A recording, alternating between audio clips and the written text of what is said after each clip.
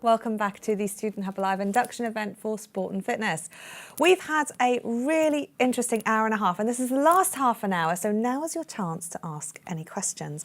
I'm joined by Jess Pinchbeck and Heaney, and we're going to be talking about the student perspective. So, anything that we haven't covered that you want to know about? We know that a lot of you out there are doing a variety of really exciting sport and fitness things in your spare time, like sports coaching and swimming, etc. So there's lots of stuff going on. You're studying at various levels. We've heard a lot of you who are just beginning your studies with the Open University, and some of you are partway through. So now is the time to ask questions that we haven't covered and let us know your thoughts and hopes and possibly fears, if they've come into play yet, for this next academic year ahead.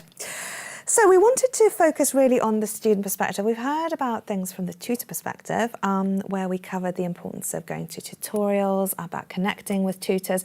Some students are following their tutors on Twitter already. Hopefully they've all connected with your blog. But your students are quite distinct because a lot of them are doing stuff as well as studying. I mean, most students are doing stuff as well as studying, but your lot are very, very active with their Fitbits on and their various interesting qualifications. Now, all of that diversity feeds into a wealth of experience that will hopefully come into play in the tutor group forums and the connections that people make with each other. But why is the student perspective important to bear in mind right now? What would you tell students about how they can sort of position themselves within the setting, within their tutor group, within the whole sort of OU community, in terms of making their studies as successful as they possibly can be? Well, one thing that we try to do, Karen, with our module materials is to allow students to apply it to their own experiences. So many of our students, as you say, are either working in sport and fitness, so they're working as personal trainers, sports coaches, or working in primary schools or secondary schools. And even if they're not working in sport and fitness, often they're participating in some form of sport and fitness themselves. So they're doing the modules to improve their own personal knowledge and how they can improve their own performance. So one thing that we do within the modules is we ask students to apply what they're learning to things that they've experienced, their own coaching and their own clients. So if students are working or have knowledge of a sport and fitness setting, it's really beneficial, and hopefully they'll be able to, as you say, bring that into their studies and be able to apply that as they work through the qualifications. Yeah, I think that's really important, that we've got such diversity within our student groups, and I think drawing on that diversity and the tutor group forums have become a really rich place for kind of sharing experiences. We talked earlier about some of the various disciplines that are coming into play here, and things like, you know, science, psychology and motivation and all these sorts of things. And also this idea that sometimes we were focusing on elite athletes and sometimes we were focusing on non-elite athletes. Students are approaching this from a variety of perspectives. And I know that if I was a student, sort of maybe without that experience of elite athletes, which, as you pointed out, is very few and far between, how would you sort of say students should go about this whole idea of levelling, especially if they've got this app on them and they're measuring their performance against other students? What's important to bear in mind in terms of valuing one's own diversity as a student as you sort of progress, and how important it is maybe to share things that maybe didn't seem so important to you at the time? I think everybody's on their own individual learning journey, and I think that's the first thing to think about. And you might not think that because you speak to someone in your group that's working with really interesting elite athletes, you might think that their experience is more important than yours, but actually your experience with different types of people can be really interesting and you can learn a lot from each other. So I think it's valuing any experience you've got, whether that's as a practitioner with different population groups, whether it's your own experience of, you may have no coaching or any type of experience like that at all, but you may have experience of doing sports, so you might be able to draw on kind of your experience of being coached or being in a gym and those sorts of things. So I think... And we often encourage students to sort of pick up on transferable skills, things that they may not have identified. Like often, you know, your time management tasks, being a busy mother and being able to provide a nutritious lunch in less than 5 minutes with an empty cupboard. You know, all of those skills are things that can really sort of, you know, come into play when you're maybe looking at a blog that's about nutrition or about, you know, sustenance, or, you know, there's so many things that students will have experience of in ways that maybe they didn't expect. How can they sort of take some of that experience and start applying it? Yeah, I think motivation is a key factor, and one of the things that we do is we have a sports psychologist that tutors on one of our modules, and he holds sessions and how you can apply those principles to your study. Brilliant. So, you know, boosting your motivation for academic study as well as using that for sport and fitness goals as well. So there's a lot of crossover about what you can apply between your studies and about being prepared for sport and fitness as well. So your students are going to know what to eat when they're studying, how often they're moving compared to the rest of the whole cohort, and maybe about motivation. It's a really, really key thing that I guess is so much more broad than just sport and fitness. What are some of the ways that you'd recommend students can stay and keep motivated and maybe start being motivated? This was something we started talking about much earlier today as we started the programme. It was about starting to feel motivated. What can we learn from what you know that students can start applying right now? I think for me, experience of talking to OU students is that sometimes distance learning can feel quite isolating. A lot of our students are used to being part of sports teams and clubs and, you know, people interaction. So sometimes when you start to study with the OU, it can feel a little bit isolated. So that's why we have the blog, we have the Twitter feeds and the tutor forums, and it's all about really making that online community of learning and, you know, getting to know your peers, getting to know your tutors and us as an academic team as well. And really building that community of learning so that you can draw upon each other's motivations as well. And maybe things and subjects that a specific student isn't as strong at, they can talk to other students and get some motivation and ideas from them as well. And I think we're already seeing on our Welcome Forum, that's been open for a couple of weeks now, we're seeing students supporting each other. So they're, you know, your busy mother that you spoke about earlier, we're seeing people with those stories and people coming in with their own journey into coming to the OU. And I think there's real value in that, people kind of supporting each other and not having those feelings of isolation. Now, how important, I mean, I know you've got, you know, the app that will collate a lot of information, and community is a really important thing in terms of your blog and your social media. But can you tell us a bit about why that matters and why students tend to do better when they connect with others? What is it that other students add? I think it's just a different perspective, because sometimes it's very easy just to see things from your own perspective, and what we're about at university level study is about broadening your mind, looking at things in a critical way. And if I have one very blinkered perspective on something, if I am in a forum and I talk to both of you about it and you've got a different perspective, that helps me to kind of see things differently, it makes me think a little bit, and it helps me learn and grow. I think it's the same as well when we're actually producing the module materials. We work in a team to produce the module materials, and we all come from very different backgrounds. So Caroline's from a sports psychology background, I'm from more educational background. So when we're discussing actually what's going in the module, that makes sure that there's a real balance, so we're not too sports coaching heavy or too fitness heavy. And I think it's the same for the students, that actually, like Caroline says, they can get a real diversity and knowledge of different contexts and hopefully bring that all together. So it's all about this balance, and whilst I can imagine that a lot of your students are motivated and will be good at their time management and very focused, life can sometimes get in the way of studies. And I wanted to talk about how this might sort of happen for students. Although they're very, very excited right now, what tends to sort of happen in terms of the student journey? Can you give us some ideas about how things can happen, both maybe in terms of really successful study experiences and somewhere maybe students have overcome certain hurdles that life's thrown in the way to get support from their tutors and keep going with their studies? Yeah, well, I'm actually an OU student myself, so I'm currently studying my PhD here with the OU. So I'm working full time, I've got 2 children, you know, running a household. So I think empathy is the key thing, and Caroline studied at the OU as well. So we all have experience of being a student and we know how demanding it is. So my advice would be just to have that really good working relationship with your tutor and be able to realise when things are tough, when you might need a bit of extra time, and just make sure you shout for help when it's needed. I think that's the most important message that I could send to OU students. And I think it's not being worried if sometimes things are difficult. It's not going to be a perfect journey. Probably most students are going to have little setbacks along the way and have busy periods, and that's normal and that's part of studying. And that's, as Jess said, you contact your tutor if you're having particular issues.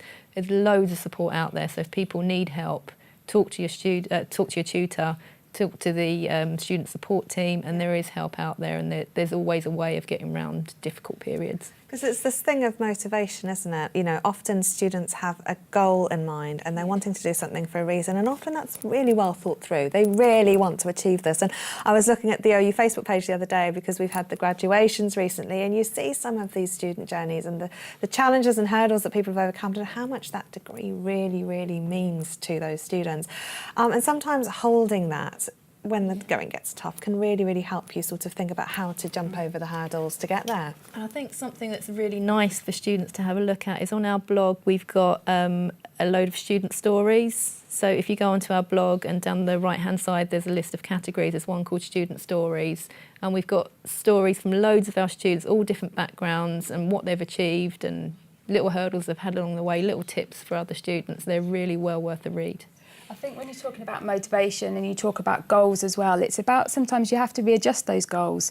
So not necessarily the end goal, but the small steps that you take along the way. So it might be that you need to talk to your tutor and change the time scale of some of the things, or change a particular goal that you have. And I think that's when Caroline's saying about the support that's out there, is that we can sit down, we can talk to people and maybe readjust those goals so that they can achieve their long-term goal in the future. Excellent. I'd like to take a quick trip over to HJ, because I'm very sorry, HJ, we've been covering so much content here. But I did offer students the chance to ask any questions at the beginning of this session. I know you've been talking about a lot of other things as well, but is there anything that we haven't covered that we need to address right now? I think most of us are excited to have our tutors allocated and getting ready to study, and we've talked about our top tips as well. So Sarah had a great tip about using the chance before the module starts to have a look around at the website, have a play with things, see where everything is. But a lot of people have been sharing tips, as I said, and would be interested, because we were talking about it today and yesterday, about what your most nutritious or recommended study stack would be. I'm very, very sorry, you two. However, you are the experts, and I'm really pleased you're going to come on to our, well, not you two, but Ben is going to come on to our Refreshers Reorientation Week and talk to us about food. It is really, really important, and I'm sure that, you know, many students need this brain food to focus, and you've told me that my Brazil nuts are a really good idea, and my teacup, and also cereal bars and things like that. What sort of things do students learn about energy levels, glycemic indexes, and things that can sort of keep them on track with their studies? Is there an answer for our students who are very hungry, who need to write a TMA at the last minute? In terms of what students learn about nutrition, it's a really popular subject with our students. It's one of the ones that students really engage with the most. I can see why. Yeah, we've got a study topic in E117 that looks specifically at nutrition, and we revisit nutrition again at later stages in the qualification. In terms of snacks that are going to make you study better, I'm a psychologist, I'm probably not the best person to ask, but fruit is good. Yeah. I always have a banana on my desk when I'm working at home. Yeah. Sometimes I have the odd biscuit or something naughty, but in moderation, that's okay. I think I'm a grazer as well, so anything that I can constantly be eating as I'm typing as well, so a bowl of nuts, anything like that. Yeah, so just to sustain those energy levels. It's kind of a running joke that we're quite food orientated in the sport and fitness team. And TV orientated as well, as we sort of found out earlier with Ben and his various programmes and things. But it is important to keep motivated, and sometimes food can act as a reward. Food, I mean, is a very emotive topic, you know, and again, it's interesting to sort of take that aside from things to think about, you know, motivation and things, and actually think about food as fuel. Yeah, in all seriousness, people, when they sit down to do a lot of work, they tend to sit there for hours on end and not eat, and that's not a sensible thing to do. You should be eating food. And as well as eating, it's also making sure that you're active as well. So like you say, we're guilty of it as well. If we're sat there working, sat at our computers, it's getting up and getting active, and actually that helps your productivity. So if you're there and you're working on an assignment all day, at lunchtime, get up, go out for a run, go to the gym, just have a little bit of downtime, and then when you come back to it, you'll find that, you know, you've got the oxygen moving and you'll crack on with it a little bit more. It's all about, I think, caring about yourself, and the way that we do that with exercise, with food, and the way that we sort of view our study as important really, really matters. So tell us, with these students who are often studying in the margins, trying to get things done in a busy schedule, what would you say to students about caring for themselves and sort of carving out time and space for their studies?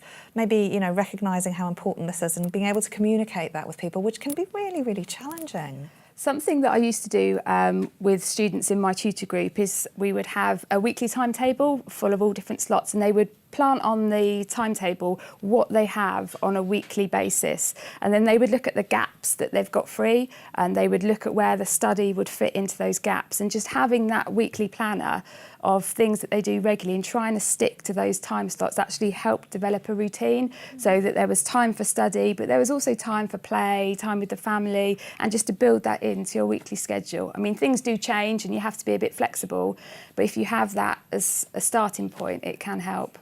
So if we're having to give up certain things to fit some of the study in and eat more biscuits and things, because it's all a balancing act, isn't it? What would you recommend students do in terms of being able to reprioritise? You know, is it a sensible thing to actually look at this and say, OK, if the studying has to come and then something has to go out, and maybe that was my Friday night drink at the pub, or, you know, there is a sense of having to reallocate time and also think about getting those basic needs met, like being able to have family time and nourishment of various kinds. How do students sort of try and balance those various things to get what they want at the end? I think they draw on those transferable skills that you spoke about earlier. Most of our students come to us having had very busy lifestyles already, and they've been used to juggling lots of different things. So it's just learning to transfer those skills that you've developed and juggle something else. And as you say, sometimes things do have to change, and you may have to give up, you know, that Friday night drinking. But it's about thinking about the goal that you're trying to achieve, and how important is it that you go out on that Friday night. And you might think it is important. You might think that Friday night is really important for your mental health, so you get a chance to relax and unwind, and that may be really important. So it's kind of, it's hard. It's a hard question to answer, because I think it will be different for everybody. It's about understanding, I think, what makes you individual and what sort of... I mean, I know for me, if I don't go out for a little run or something, I don't often get the headspace. So sometimes my husband will say, "You're really busy, why are you going out for a run?" And it's like, because I need to, because otherwise I can't sort of think. And everyone's got those things. And I guess as part of being an OU student, you start to figure out what actually is worth the investment. And I think there's certain things that you can't control. You know, if you're a mum or a dad and your children need your time and attention at certain points, then that obviously comes first.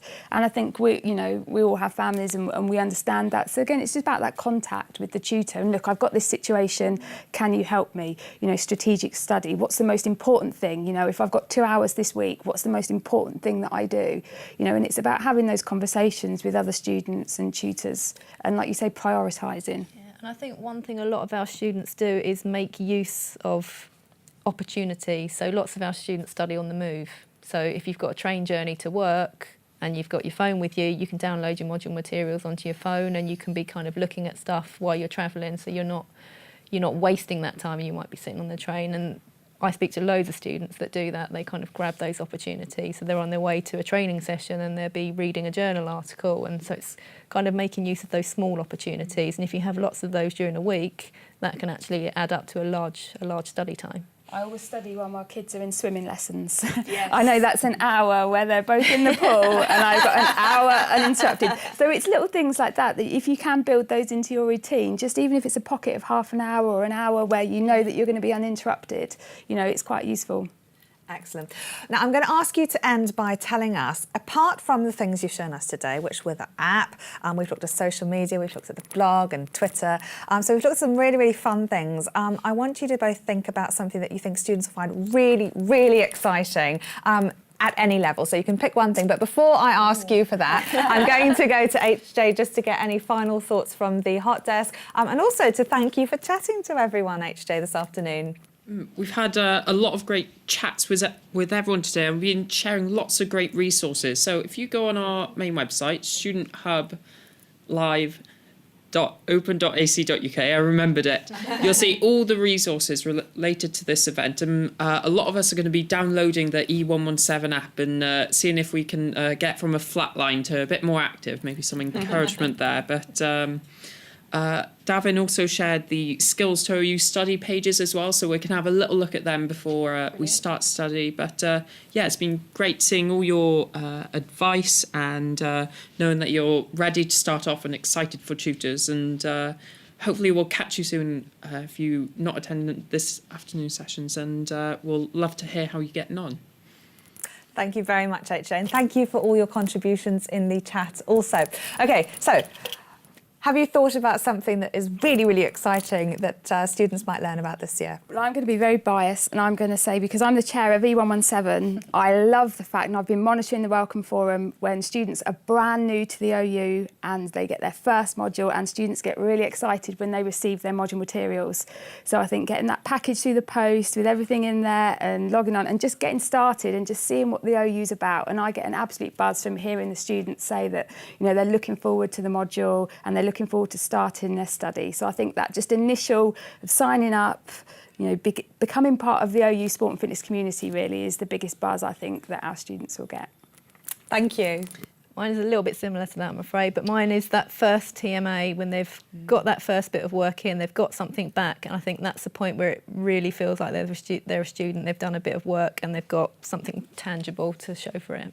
No, those are brilliant. I had a text today saying Yodel have delivered your OU package, and I'm like, oh, I can't wait to get home. That's so exciting. There's nothing like receiving a bulk, but equally there's nothing as exciting as going online and starting to get to grips with that space and finding the library and finding your online rooms and all these sorts of ways of connecting with other people as well. We probably should have said Student Hub Live as well. Obviously. Yeah, you probably should have. Sorry, Right, okay. Well, we're getting them back next week to tell you about food and what we can learn about nutrition in our studies. But thank you so much, you guys, for coming along. And for the other people who've come and contributed to this session, we've had Ben Oakley, Helen Outen, Ola Faju, and Ben Langdown as well. So it's been a really great 2 hours. We're going to show you a quick video about the cellar bar. But if you'd like to join us for some more conversation this afternoon, then you can come back for our next session, which is on childhood and youth in about 5 to 10 minutes. Now, we have got our internet site working up again. So if you want to come out of this link, you can go back to the Student Hub Live website, refresh the browser, and then you can enter the site where we will have more chat and more widgets, our interactive tools up and running for you. So please join us just after 3 o'clock for our next session. But bye for now. I hope you've had a great afternoon and thank you very much for coming. See you soon.